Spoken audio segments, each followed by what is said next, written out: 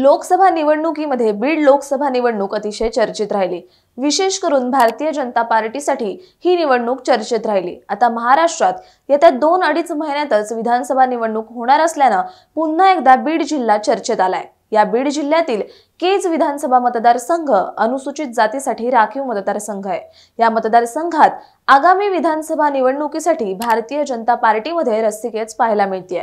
पक्षातील उमेदवार बंडखोरीच्या पवित्र्यात असल्यामुळे ही गोष्ट भाजपसाठी डोकेदुखी ठरणार आहे। नेमकं असं काय घडतंय की ज्यामुळे भाजपची डोकेदुखी वाढतेय, हेच आपण या व्हिडिओच्या माध्यमातून जाणून घेणार आहोत। नमस्कार, मी Ruchita Ghosalkar, for the people news मध्ये आपलं स्वागत। व्हिडिओला सुरुवात करण्यापूर्वी फॉर द पीपल न्यूजला सबस्क्राइब करा, लाईक व फॉलो जरूर करा। 2024 लोकसभा निवडणुकीत बीड लोकसभा मतदारसंघात महायुतीच्या उमेदवार पंकजा मुंडे यांचा राष्ट्रवादी काँग्रेस शरदचंद्र पवार पक्षाचे उमेदवार बजरंग सोनावणे यांनी 6553 मतांनी पराभव केला।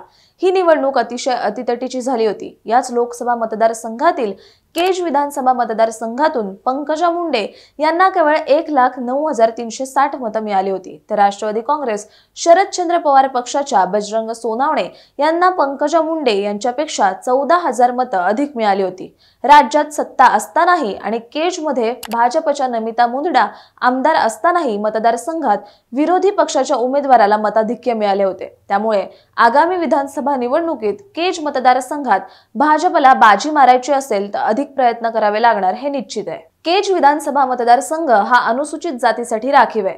2014च्या विधानसभा निवडणुकीत या मतदारसंघातून भाजपच्या संगीता ठोंबरे यांनी राष्ट्रवादी काँग्रेसच्या नमिता मुंदडा यांचा 42,721 मतांनी पराभव केला होता।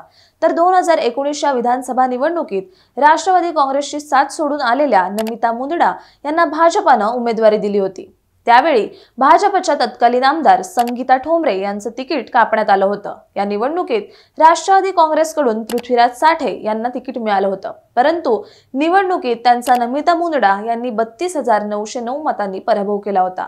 2019च्या विधानसभा निवडणुकीत पक्षाने सांगितल्यामुळे संगीता ठोंबरे यांनी माघार घेतली होती, परंतु यंदाची निवडणूक लढवण्यास त्या इच्छुक आहेत।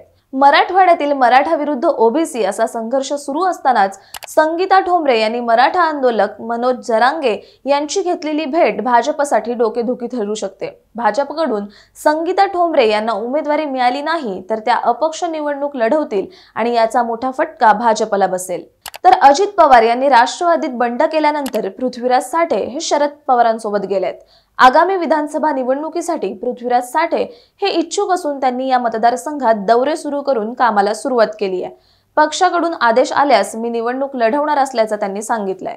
महायुतीमध्ये ही जागा भाजपकडेच राहील हे निश्चित असल्यामुळे आगामी विधानसभा निवडणुकीत नमिता मुंदडा व संगीता ठोंबरे यापैकी भाजपकडून कोणाला उमेदवारी मिळणार यावर अनेक गणितं अवलंबून आहेत। त्याचबरोबर मराठा आणि ओबीसी संघर्षाचा फटका पुन्हा एकदा भाजपला बसणार का?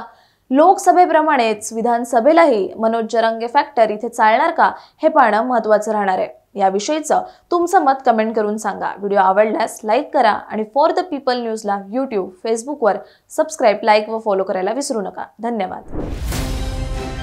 भारत दुनिया का सबसे बड़ा लोकतंत्र और NLC भारत देश का सबसे बड़ा गैर राजनीतिक मंच।